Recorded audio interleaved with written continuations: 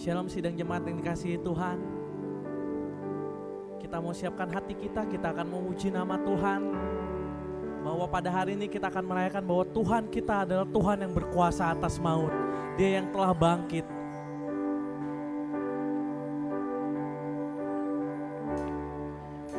Dia Tuhan yang telah bangkit mengatasi maut. Membawa kemenangan bagi setiap kita.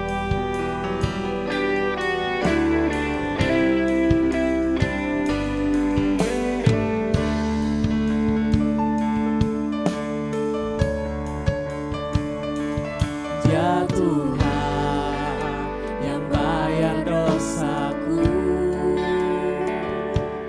ya Tuhan yang kalahkan maut, ya Tuhan menangkan semuanya. Bagi Dia tiada yang mustahil. Ya Tuhan yang bayar dosaku, ya Tuhan yang kalahkan maut, ya Tuhan menangkan semuanya. Bagi Dia tiada yang mustahil. Ku akan menang bersamamu. Kemenangan telah Dia sediakan. Kemenangan di tangan kami. Tuhan Yesus di pihakku.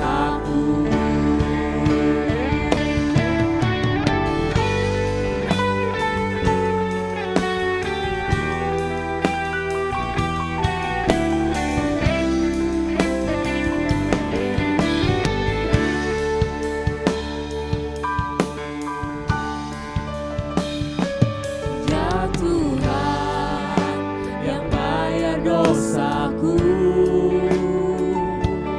ya Tuhan yang kalahkan maut, ya Tuhan menangkan semuanya. Bagi Dia tiada yang mustahil.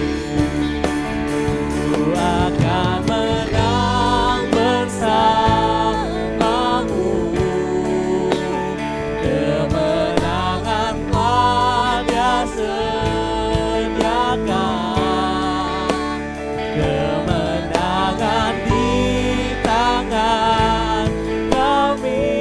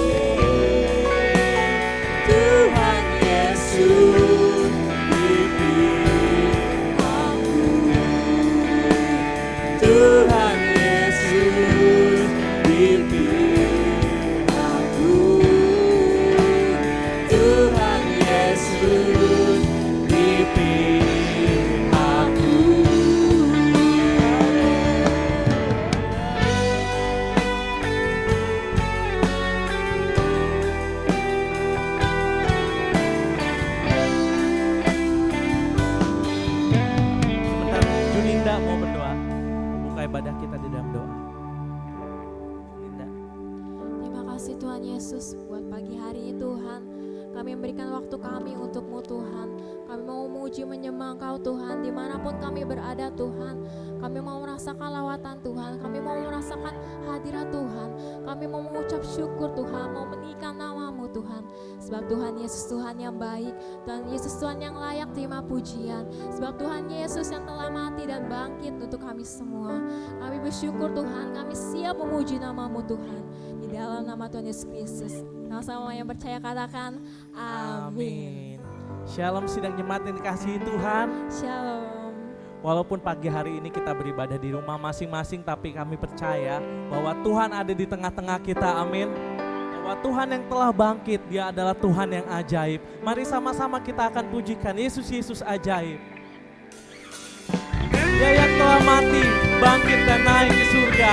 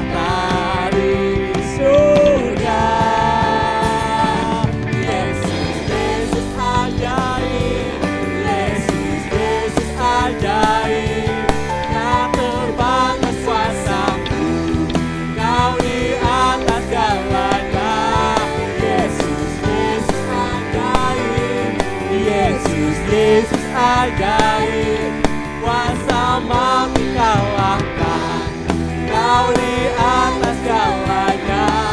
Yesus, Yesus ajaib, Yesus, Yesus ajaib, tak terbatas kuasa-Mu, Kau di atas segalanya. Yesus, Yesus ajaib, Yesus, Yesus ajaib, kuasa maut dikalahkan, Kau di atas segalanya. Yesus, Yesus ajaib, Yesus, Yesus ajaib, tak terbatas kuasa-Mu, Kau di atas segalanya.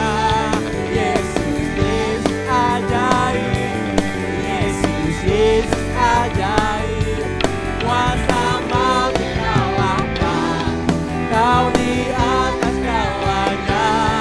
Yesus,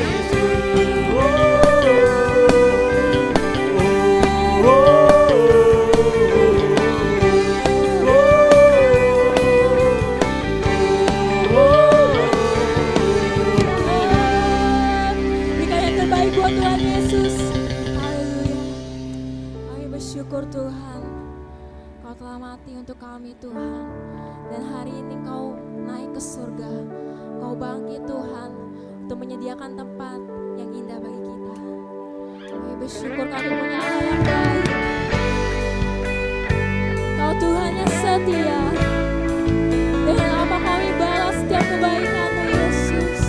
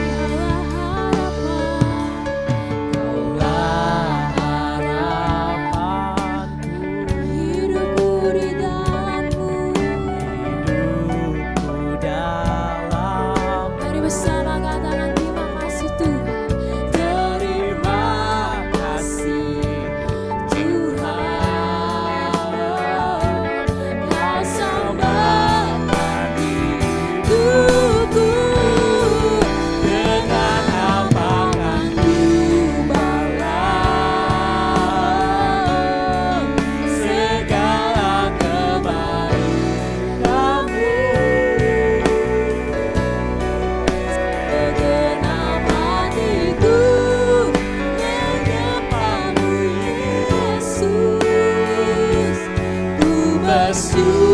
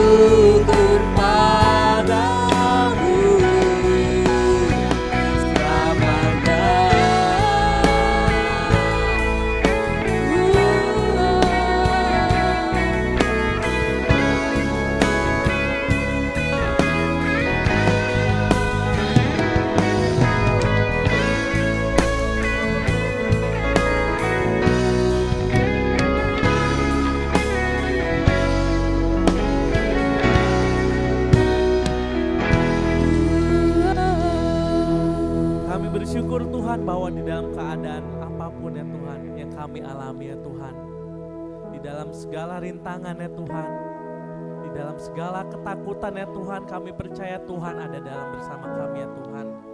Tuhan menyertai kami meskipun kami di dalam lembah yang kelam ya Tuhan. Kami percaya Tuhan kasih-Mu yang besar ya Tuhan, teramat besar ya Tuhan, yang akan senantiasa ya Tuhan menjaga kami ya Tuhan, menyayangi kami ya Tuhan. Terima kasih Tuhan Yesus atas pengorbanan-Mu yang mulia ya Tuhan. Dan terima kasih ya Tuhan, Kau telah bangkit ya Tuhan. Bangkit membawa kemenangan bagi setiap kami ya Tuhan. Membawa sukacita yang besar ya Tuhan. Membawa keselamatan ya Tuhan bagi kami semua. Terima kasih ya Tuhan. Terima kasih Tuhan Yesus. Sebentar kami akan mendengarkan firman Tuhan.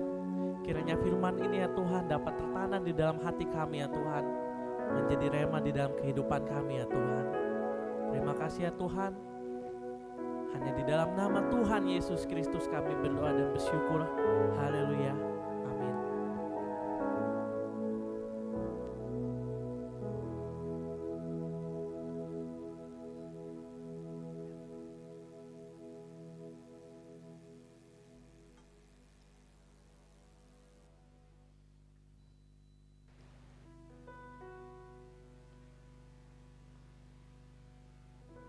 Pertama-tama saya ucapkan selamat pagi dan saya ucapkan selamat Hari Raya Paskah 2020. Walaupun mungkin kita tidak beribadah sebagaimana biasanya, tetapi ini tidak mengurangi kehikmatan kita merayakan hari kemenangan Tuhan Yesus yang bangkit pada hari Minggu pagi. Ketika dunia mengalami seolah-olah sesuatu awan pekat, tetapi kebangkitan Tuhan Yesus membawa harapan baru. Bukan hanya bagi umatnya di Timur Tengah, tetapi bagi seluruh dunia. Itu sebabnya dalam kesempatan ini saya ingin menyampaikan firman Tuhan dengan tema menjadi saksi dari kebangkitan Yesus, yang akan saya ambil dari Kisah Para Rasul pasal yang kedua mulai ayat 29 sampai dengan ayat yang ke-32. Ini adalah sebagian daripada khotbah Petrus pada hari Pentakosta yang akan saya bacakan dari Kisah Rasul pasal 2 ayat 29 mulai sampai ayat 32. Saudara-saudara, aku boleh berkata-kata dengan terus terang kepadamu tentang Daud, bapa bangsa kita. Ia telah mati dan dikubur, dan kuburannya masih ada pada kita sampai hari ini. Tetapi ia adalah seorang nabi, dan ia tahu bahwa Allah telah berjanji kepadanya dengan mengangkat sumpah bahwa ia akan mendudukan seorang dari keturunan Daud sendiri di atas tahtanya. Karena itu, ia telah melihat ke depan dan telah berbicara tentang kebangkitan Mesias ketika ia mengatakan bahwa dia tidak ditinggalkan di dalam dunia orang mati dan bahwa dagingnya tidak mengalami kebinasaan. Yesus inilah yang dibangkitkan Allah, dan tentang hal itu kami semua adalah saksi. Saudara-saudaraku, ini adalah sekali lagi sebagian daripada khotbah Petrus pada hari Pentakosta yang kita baca di dalam Kisah Para Rasul pasal yang kedua. Dan kisah ini adalah sebuah pernyataan dari Petrus bahwa kebangkitan Kristus adalah inti dari kekristenan. Kebangkitan Kristus adalah merupakan puncak perjuangan Kristus di dalam menolong umat manusia lepas daripada nasib lama, yaitu mengalami kebinasaan, mengalami sebuah perubahan nasib, yaitu mendapat hidup yang kekal. Dan ini ditandai dengan kemenangan Kristus di atas maut. Itu sebabnya kisah ini merupakan sebuah pernyataan atau proklamasi dari sebuah kepercayaan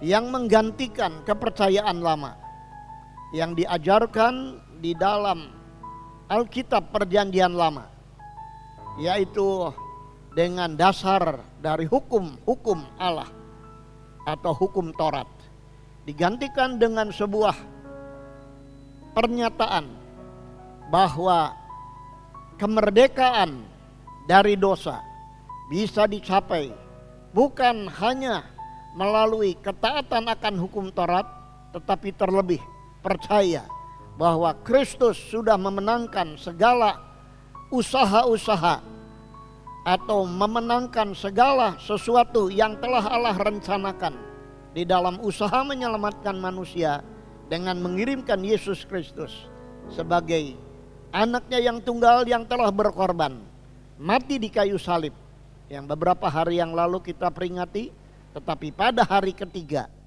telah bangkit dari kematian.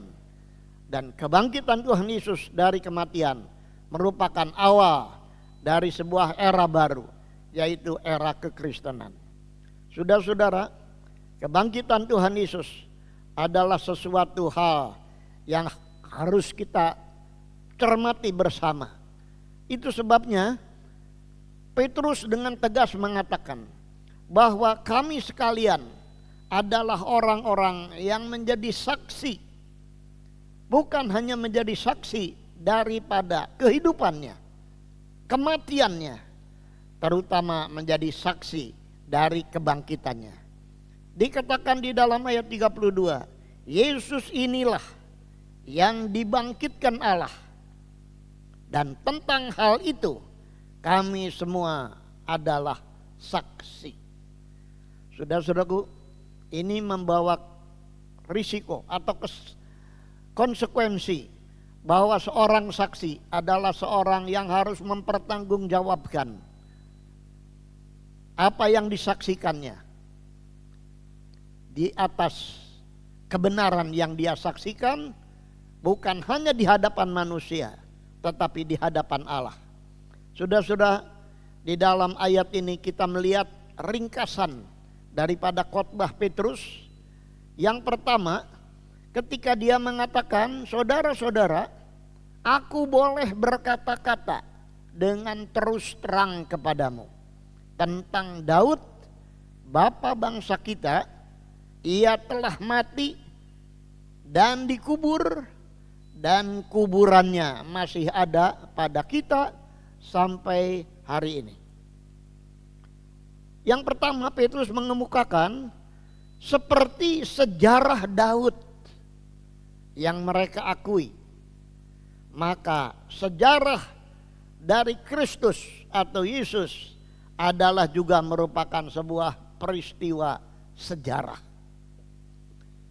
Jadi sebuah peristiwa sejarah adalah bukan merupakan sebuah fiksi atau sesuatu hal yang diimpikan, tetapi sejarah adalah sesuatu yang benar-benar sudah terjadi.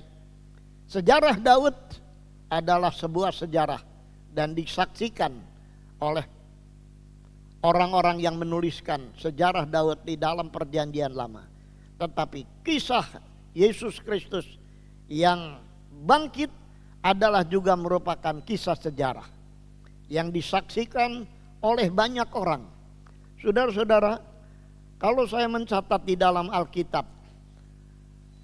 Kristus yang bangkit bukan hanya disaksikan oleh 1-2 orang, tetapi kalau saya mencatat di sini ada sekitar 17 kali Yesus Kristus sebelum dia naik ke surga, dia telah menampakkan diri kepada banyak manusia dalam 17 kali penampakan.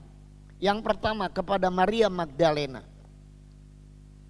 Yang kedua kepada perempuan-perempuan lain di dalam Injil Matius pasal 28. Yang ketiga, dia menampakkan diri kepada Petrus pada sore itu juga ketika dia sudah bangkit.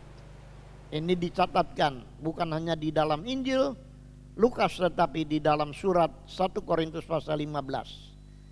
Yang keempat, dia menampakkan diri kepada murid-murid pada jalan ke Emmaus. Yang kelima, dia menampakkan diri kepada 10 murid kecuali Thomas. Yang keenam, dia menampakkan diri kepada 11 murid 1 minggu setelah kebangkitan. Yang ketujuh, dia menampakkan diri kepada 7 murid di Laut Galilea. Yang kedelapan, dia menampakkan diri kepada 500 orang sekaligus yang diikuti oleh Rasul Paulus. Yang kesembilan, dia menampakkan diri kepada Yakobus, saudara Yesus sendiri, yang tadinya tidak percaya, tetapi setelah Yesus bangkit, dia percaya kepada Yesus. Yang ke-10, dia menampakkan diri kepada murid di gunung di Galilea, yaitu 11 murid yang nampak Yesus di gunung di Galilea. Yang ke-11, dia menampakkan diri kepada murid-murid sebelum dia naik ke surga di Bukit Zaitun. Yang ke-12, dia menampakkan diri kepada Stefanus yang akhirnya menjadi mati syahid. Yang ke-13, dia menampakkan diri kepada Saulus yang tadinya menjadi musuh daripada kekristenan. Akhirnya dia menjadi rasul ketika Saulus bertemu dengan Yesus di tengah jalan ke Damsyik. Yang ke-14, dia menampakkan diri kepada Rasul Paulus di Bukit Allah. Dan ini dicatat oleh Lukas di dalam Kisah Para Rasul. Yang ke-15, yang ke-14, dia menampakkan diri kepada Rasul Paulus di Arabia. Yang ke-15, dia menampakkan diri kepada Rasul Paulus di Bukit Allah. Yang ke-16, dia menampakkan diri kepada Rasul Paulus di penjara di Kaisaria dalam Kisah 23. Dan yang terakhir, dia menampakkan diri kepada Rasul Yohanes di Pulau Patmos. Saya katakan kisah Yesus dan kisah kebangkitannya adalah suatu fakta sejarah yang kita melihat fakta ini dituliskan dalam abad ke-1. Sebagaimana banyak para sejarawan yang menuliskan kisah Yesus Kristus mati dan kisah kebangkitannya di dalam tulisan-tulisan, baik itu para sejarawan yang percaya kepada Yesus maupun sejarawan yang tidak percaya. Fakta sejarah tentang kebangkitan Yesus ditandai dengan satu, yaitu kubur yang kosong. Dan sampai sekarang kuburan itu masih kita bisa saksikan. Yang kedua, saksi-saksi manusia tentang kebangkitan itu. Dan ini sekali lagi bukan hanya 1, 2, 3, tetapi seperti tadi, bahkan kepada 500 pasang mata sekaligus. Ini tidak mungkin sesuatu dusta. Yang ketiga, perubahan dramatis dari para murid, dari orang-orang yang pengecut menjadi orang-orang yang pemberani, bahkan siap mati bagi kesaksiannya. Yang keempat, fakta sejarah tentang pengalaman murid-murid tentang kuasa ilahi setelah mereka menjadi rasul. Yang kelima, bukti dari hari Pentakosta, di mana orang yang kumpul di Yerusalem dipenuhkan dengan Roh Kudus dan berbahasa asing sampai 15 macam bahasa. Yang keenam, bukti daripada hari Minggu yang menjadi hari raya jemaat Kristiani yang menggantikan hari Sabtu. Dan yang terakhir, bukti dari asal mula gereja Kristen yang dimulai daripada hari itu, hari Pentakosta, sampai kepada masa kini. Yesus mengatakan alam maut pun tidak bisa menutupnya. Dan kita melihat Rasul Paulus di dalam ayat yang ke-30 mengatakan, tetapi ia adalah seorang nabi dan ia tahu bahwa Allah telah berjanji kepadanya dengan mengangkat sumpah bahwa ia akan mendudukkan seorang dari keturunan Daud sendiri di atas tahtanya. Yang kedua, Petrus mengatakan bahwa Daud sebagai seorang nabi, dia mendapat informasi akurat bahwa salah satu daripada keturunannya, yaitu anak kandungnya sendiri, akan menjadi seorang yang duduk di tahta Daud. Dan kalau kita membaca di dalam Mazmur 132 ayat 11, maka kita melihat Yesus itulah yang menjadi keturunan dari Daud secara jasmani, yang akan satu ketika duduk di tahta Daud untuk selama-lamanya. Saudara-saudaraku, yang ketiga, Petrus mengatakan di dalam ayat ke-31, karena itu ia telah melihat ke depan dan telah berbicara tentang kebangkitan Mesias, ketika ia mengatakan bahwa dia tidak ditinggalkan di dalam dunia orang mati dan bahwa dagingnya tidak mengalami kebinasaan. Sebelum dia mengatakan kalimat itu, Daud dinubuatkan di dalam kitab Mazmur, yaitu kalau kita baca di dalam Mazmur 16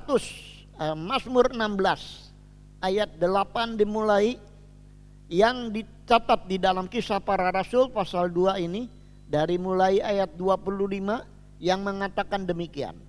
Sebab Daud berkata tentang dia, aku senantiasa memandang kepada Tuhan, karena ia berdiri di sebelah kananku, aku tidak goyah. Sebab itu hatiku bersuka cita dan jiwaku bersorak-sorak, bahkan tubuhku akan diam dengan tentram. Sebab engkau tidak menyerahkan aku kepada dunia orang mati dan tidak membiarkan orang kudusmu melihat kebinasaan. Engkau memberitahukan kepadaku jalan kehidupan. Engkau akan melimpahi aku dengan sukacita di hadapanmu. Jadi Daud menubuatkan tentang kebangkitan Mesias, bahwa satu ketika Mesias itu akan mengalami kematian, tetapi tubuhnya tidak dibiarkan membusuk, dia akan dibangkitkan. Jadi Daud sebagai seorang nabi, bukan hanya seorang raja, dia meramalkan, menubuatkan bahwa Mesias itu akan dibangkitkan. Dan yang terakhir, kalau kita baca di dalam ayat 32, Petrus mengatakan Yesus inilah yang dibangkitkan Allah. Tentang hal itu kami semua adalah saksi. Jadi murid-murid Tuhan Yesus pada waktu itu sebagai saksi mata dari kebangkitan Kristus. Dengan lain perkataan, dia bukan hanya mendengar kata orang, tetapi saksi mata bahwa selama 40 hari Kristus masih bisa bergaul, saudara-saudara, dengan para murid. Dan ini disaksikan sesuatu hal yang spektakuler, dapat bersama-sama dengan orang yang pernah dikenal tetapi akhirnya meninggal atau mati, dan setelah 3 hari dia bangkit dan masih bisa bersama-sama. Bahkan satu ketika dikatakan Yesus bisa makan bersama-sama dengan mereka dan makan ikan goreng. Ini adalah sebuah fakta atau sebuah bukti yang tidak bisa disangkal. Itu sebabnya dengan berani Petrus mengatakan, kami berdiri di sini sebagai saksi tentang kebangkitan daripada Kristus yang dibangkitkan Allah. Saudara-saudaraku, kita harus melanjutkan menjadi saksi-saksi. Walaupun kita bukan saksi mata, tetapi melalui kisah, fakta, sejarah yang kita baca di dalam Alkitab dan disaksikan oleh sejarah dunia ini, mulai daripada Kristus sampai kini telah hampir 2020 tahun, dan ini terus dikumandangkan. Adakah kita terbeban di dalam saat-saat ini juga menjadi saksi Kristus? Bagaimana kita bisa menjadi saksi Kristus?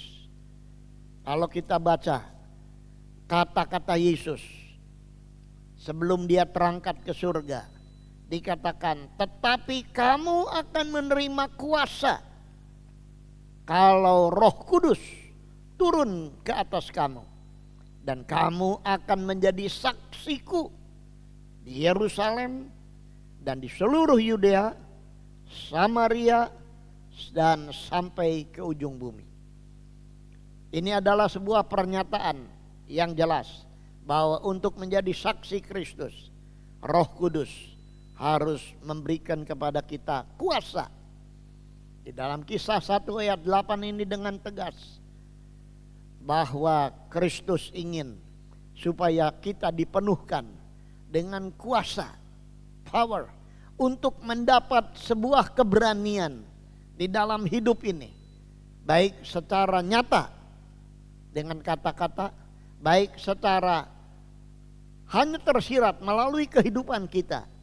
Dapatkah kita menjadi saksi Kristus di tengah-tengah dunia yang kehilangan terang, yang kehilangan kebenaran, tetapi dengan kedatangan Yesus Kristus dan dengan menjadi saksi Kristus kita, bahwa Kristus tidak hanya sekedar dia mati di salib, tetapi telah bangkit, dan sekarang dia sudah ada di sebelah kanan tahta Bapa untuk tetap menjadi juru syafaat. Di tengah-tengah kita menjadi saksi, marilah kita sadar bahwa kita memerlukan hubungan yang akrab dengan Tuhan. Saudara-saudaraku, sebagai penutup, saya ingin bersama saudara akan berdoa. Kiranya Tuhan memberikan kepada kita kuasa untuk menjadi saksi Kristus. Kita menyanyi, terima kasih Tuhan untuk kasih setia.